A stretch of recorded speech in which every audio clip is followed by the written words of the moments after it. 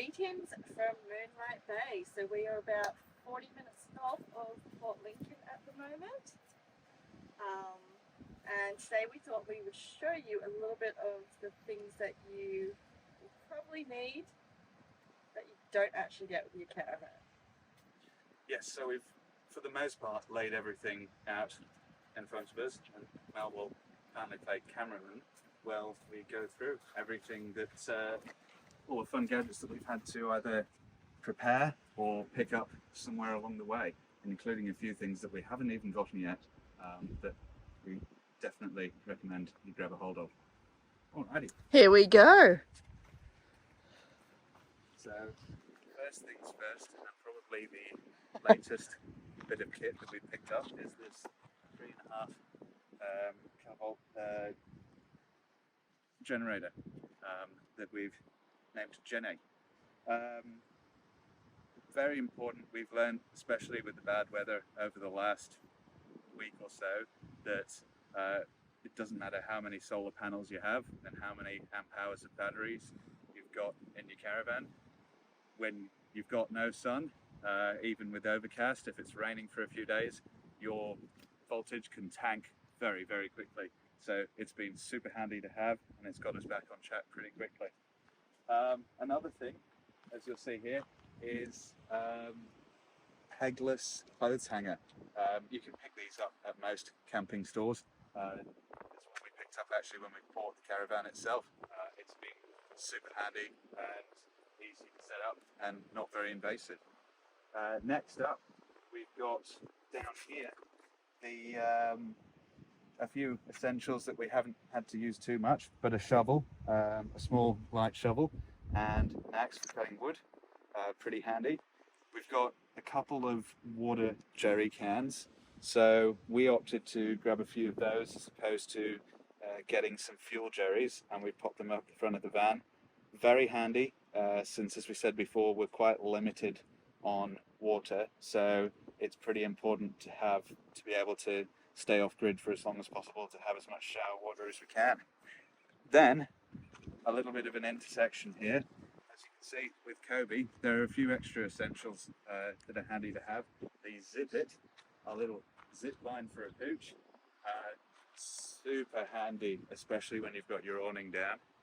I reckon we've used this pretty much every time we've parked up everywhere we've been. For somewhere where it's a bit more of an enclosed environment, it's super handy to have what's called the inflator fence. A family from the Gold Coast actually built them, originally pontoon builders, but this is an incredible setup. We hope to show you when we actually need to use it, when we're in a bit more of an enclosed environment. But it does come with a 240 volt air pump, which is quite handy to have. We use it for vac sealing winter clothes and anything that we don't need right away, that we can shufty away in the tunnel boot or in the car. So it's actually come in quite handy, and we've used it more than we've used the fence to date. A few extra things on the subject of awnings. We've got these awning tie downs and hex pegs. They are a brand. You just get a little attachment for your drill, and these go straight into the ground. They're tough as, and super helpful to have for everything if you're trying to get it tied down during a windy period. Since we've had these, we haven't needed to put down the awnings nearly as much as we did before. Next up, we've got the essentials that you'll need for actually, water, sewage, power. So you've got to make sure that you have a 15 amp power cable. Most power cables that you'll use for lawn mowers and other electrics at home, even heavy duty ones, will only be 10 amps. So you've got to make sure you pick the right ones. With that in mind, it's highly recommended you grab these where you can. You can pick them up at BCF or Bunnings, as long as you don't drop them. So what we've got here is a surge protector. It's, I don't know, I guess it's kind of like a condom for electrics and grid power. You want to make sure that you're plugged into clean power. The last thing you want to do is be breaking snapping your fuses in your caravan, because it's not so easy to fix those. So that's always handy to have, especially if you don't know or trust the power source that you're plugged into. Then we've got the 10 to 15 amp converter. So if you're plugging in at a friend's house and you don't know if you can't get access to a 15 amp power source, this will actually convert the power from 10 amp to 15 amp. You won't charge as quickly, but it'll still get you going, and it's handy to have. And again, it's got the surge protection on that as well, so you're always guaranteed clean energy. Then we go to hoses. So first up here, you've got your water hoses. So whenever you need to put water into the various freshwater tanks, you'll need one of these to hook up to one of the various water points that you'll find along the way. Make sure to get extra spares of these, because the amount that we've seen on the road that people leave behind, especially this little bit right here that they leave behind, because they're typically not included. And Mel may have left one behind. Yes, so you can never have too many spares. That's the important thing. We also got, with the Caravan itself, a little filter tap. So if you do have to plug into water of irreputable source, this will help get rid of the saltiness or the odor. So always handy to have. And also you've got the grey water hose. So in the grey water tank, which is where all of your shower water and drain water goes, you need a different kind of sullage pipe that'll hook up to that tank.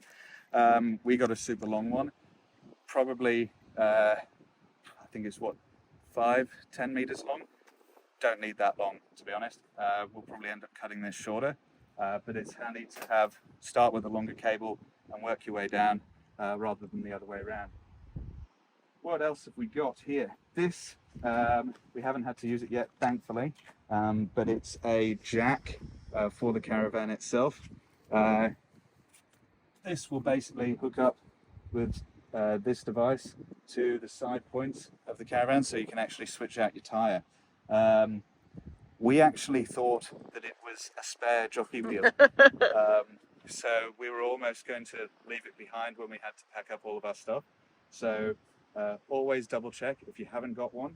I think the brand is called Trailermate. Everybody in every caravan shop that we've come across highly recommends them. We got ours included, but make sure if you don't have one that you get one. We've also got the wheel brace and this four-way brace as well. Again, these came with the van, but handy to have as spares. Chocks and levelers. We've got airbags in our van, but if you don't, or even if you do, just to give yourself a little bit less bracing required on the airbags, you'll need these levelers. They also come with chocks, which obviously means that your van, even when the handbrake's on, isn't going to move anywhere untoward. These are also helpful, especially if you're going in sand or softer dirt, to put underneath the braces around the side and just keep your van all in one spot. And with that in mind, we've also got the wheel, the jockey wheel chock, which Mel picked up actually when we were in Port Lincoln.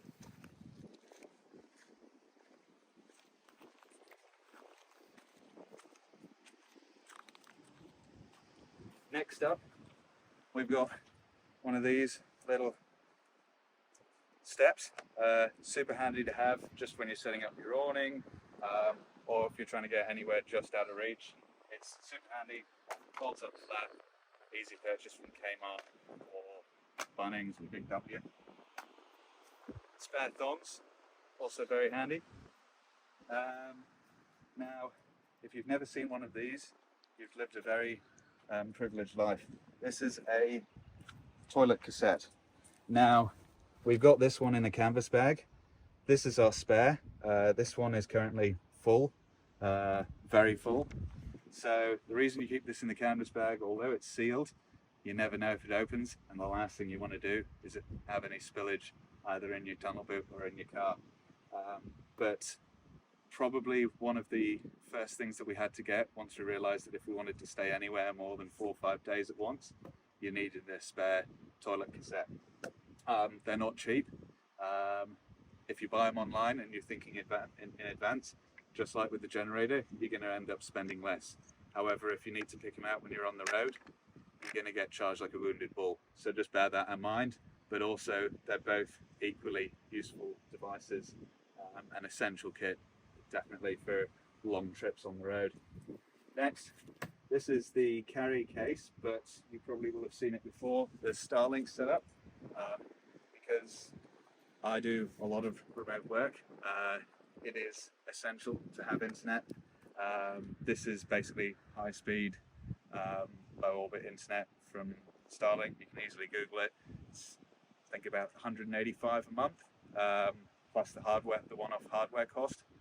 Highly recommend it, but you'll have to make sure you've got a decent inverter because you'll be drawing power and you'll need to have the 240-volt power access in order to use the device. It does have a sleep mode for overnight, which is handy, but during the day, especially when you're out of Telstra signal, it is an absolute godsend. Now, back to tools a bit more. Since we've got an airbag system, we've actually got a compressor built into the Caravan. If you don't have a compressor built into the Caravan, you have to get one. I just recommend going the dual thumper from King's. We had it before when we were first on the road. It worked great, and we'd probably go for the same again if we had to.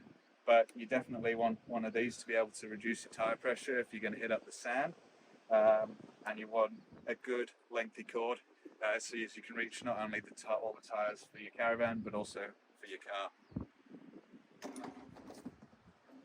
Then we've got your usual suspect tools, WD-40.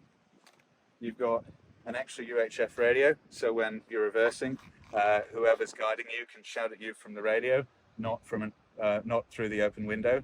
It's very handy to have, and again, probably one of the early bits of kit that we picked up that we didn't think we need when we first started. Little multi-tool, some heavy-duty gardening gloves, which is handy when you're working with your jockey wheel or jacks or anything like that. Duct tape, haven't had to use it, but it's essential. It puts anything back together. Flex tape, as seen on TV. Cable ties, because much like duct tape, cable ties tend to solve problems that you don't think are solvable without going into a garage.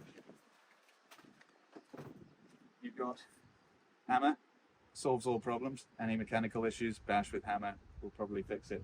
Happened with the generator already once, so there you go. Then you got electric drill. Some people insist on getting an impact wrench as well. I would, but there's a voice of reason that prevents me from acquiring extra Ryobi kit. This is for the hex pegs, so we just leave this in because, to be honest, that's what we use it for most of the time.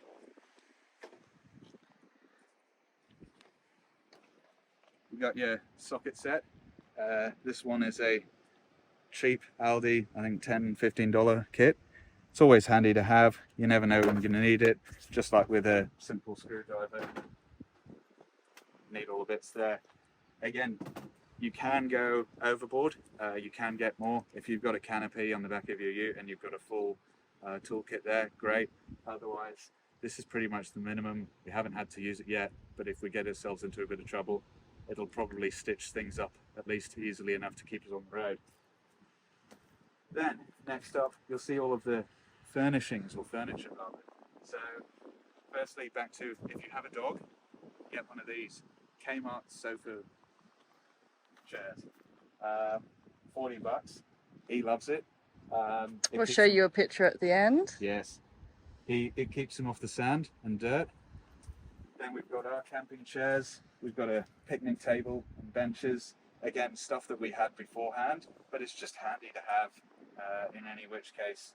And then finally, or not finally, probably beneath it all, we've got this recycled plastic mat, which we picked up from BCF. Makes a huge difference. This is pretty much the same surface area as what we've got inside in the Caravan. and it just gives you that much more comfort space outside. And to be honest, since we've got it, we spend so much more time outside because we're not having to worry about getting our feet dirty or our paws dirty. But somehow he still manages to not lay on it. Yeah. Then, last but not least, and again something we picked up pretty much straight away, these muck mats. Now we've got the extra large muck mat for out here, which is great. You just take off your thongs, rub your feet around, sand, dirt, all off.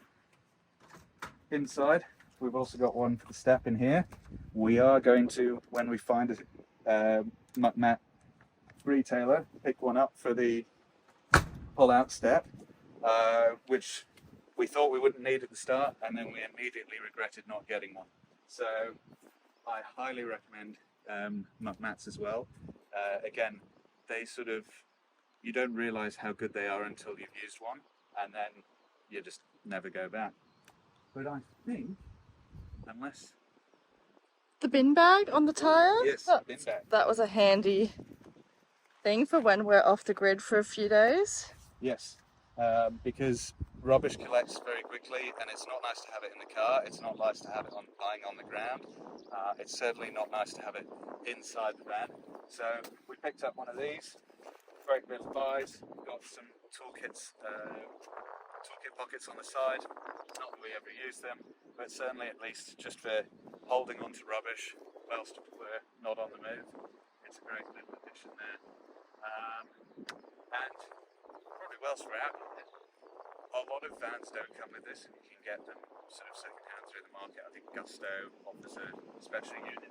Having an outdoor shower, aside from the fact that you use up a lot of water, is just super handy. Again, when you're in the beach or in the dirt, just cleaning off. It runs off of the same pump that the shower does. It's just using up spare space there, but it's a great little addition. But I think that's pretty much that for kids. Unnecessary additions. One thing you will notice with awnings is that they tend to flap like all hell in the lightest of wind. Now we've picked up some cheap trail anti-flappers, which is what they're called. You can get some pretty heavy duty ones, or you can get them made to measure. Now that's a $15 accessory. You can spend up to $80 for some heavy duty ones and get it super cheap, or you can get them built to go play, and that's about $500. But again, it depends on how much that noise really bothers you. But just another little thing that you just don't think of until you're out here, hearing the awning flapping about all night and insisting that someone goes outside at 3 a.m. in the morning to close up your awning, which is typically me. On that note, I'll leave you to it and catch you later.